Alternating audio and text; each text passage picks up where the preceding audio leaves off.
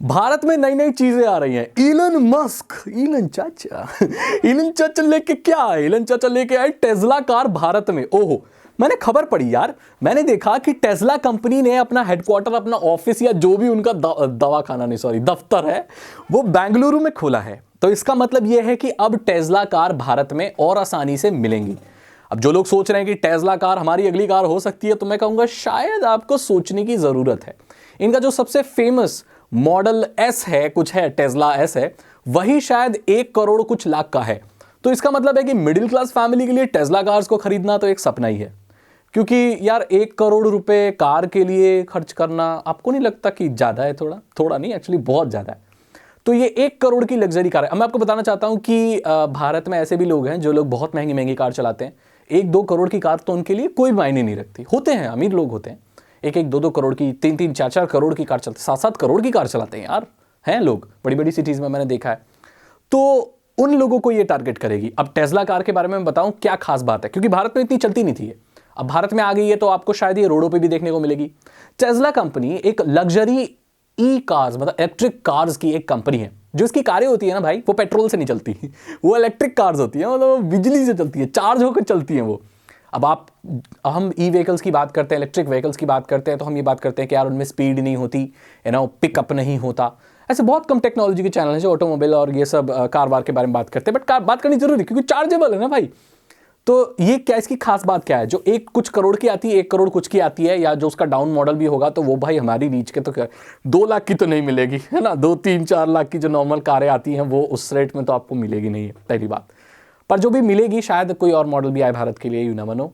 तो इसकी खास बात क्या है कि ये 2.3 सेकंड में, 2.3 सेकंड में 0 से लेके 96 किलोमीटर की जो स्पीड है वो पकड़ सकती है। 60 माइल्स है, बट उसको आप माइल्स को अगर किलोमीटर्स में कन्वर्ट करेंगे तो वो ऑलमोस्ट 96 किलोमीटर पर आवर होता है। तो बताओ यार, 96 की मतलब 100 की स्पीड ही मान के चलो, 2.3 सेकंड में पकड़ लेती है ये। इसकी जो टॉप स्पीड है वो शायद 262 किलोमीटर पर आवर है। एक इलेक्ट्रिक कार जिसकी top speed 260 kilometre per hour से भी ज्यादा है, तो आप अंदाजा लगा सकते हैं कि ये कितनी स्पीड है। एक बार चार्ज करने के बाद शायद ये 600 किलोमीटर के आसपास चलती है, जो कि बहुत ज्यादा है। अब इसको चार्ज करने के लिए 20,000 से भी ज्यादा चार्जिंग स्टेशन या कितना अमेरिका में लगे हुए हैं ऑलरेडी। वहां पर क्या है कि लोग अब ई कार्स को अडेप्ट कर रहे हैं, क्योंकि पेट्रोल, आपको मालूम है, कोल, पेट्रोल, ये सब ऐसे चीजें हैं जो एक दिन खत्म हो जाएंगी। जैसे हमारे यहाँ कोयला बनता है जमीन में, कोयले को बनने में कई साल लगते हैं, कई सदियों साल, कितने लगते हैं? बहुत साल लगते हैं। कोयला ऐसा नहीं होता है कि आज पेड़ दबे। आपको अपने साइंस में पढ़ा होगा कि कोल कैसे बनता है। जब मलबा उलबा अंदर जमीन में दब जाता है, हाई प्रेशर में कार्बन फॉर्म होता है, देन वो कोयला बनता है। इसको बनने में बहुत कई 100 साल लग जाते हैं। लेकिन जिस हिसाब से हम कोयले का इस्तेमाल कर रहे हैं, ये तो सिद्ध बात है कि भाई ये एक दिन खत्म हो जाना है।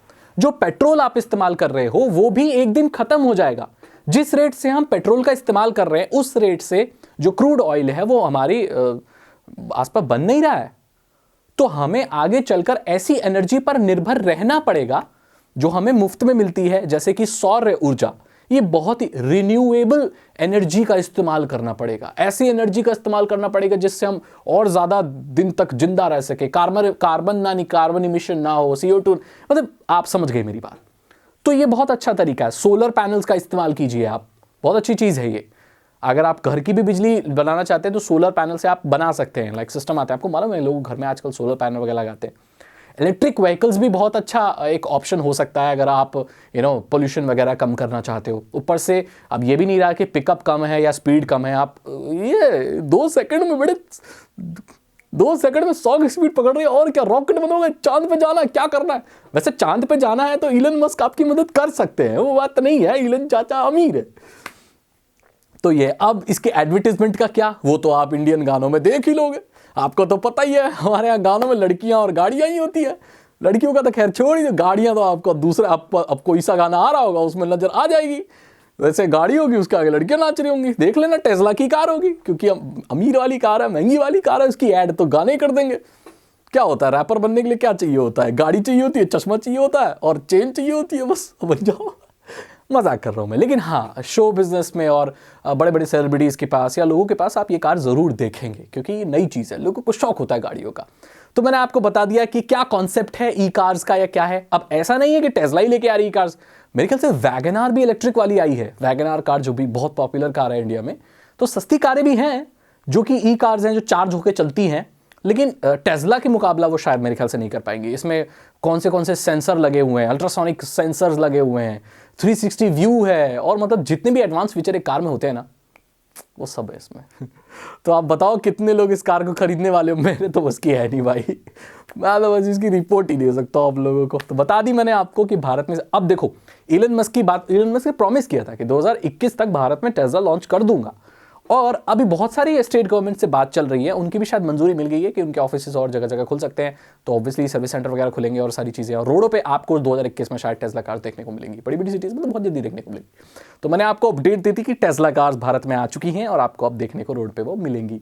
उनके फोटो वोटो खींच लेना पर कारों को मत छूना, उसका मालिक गुस्सा हो जाएगा।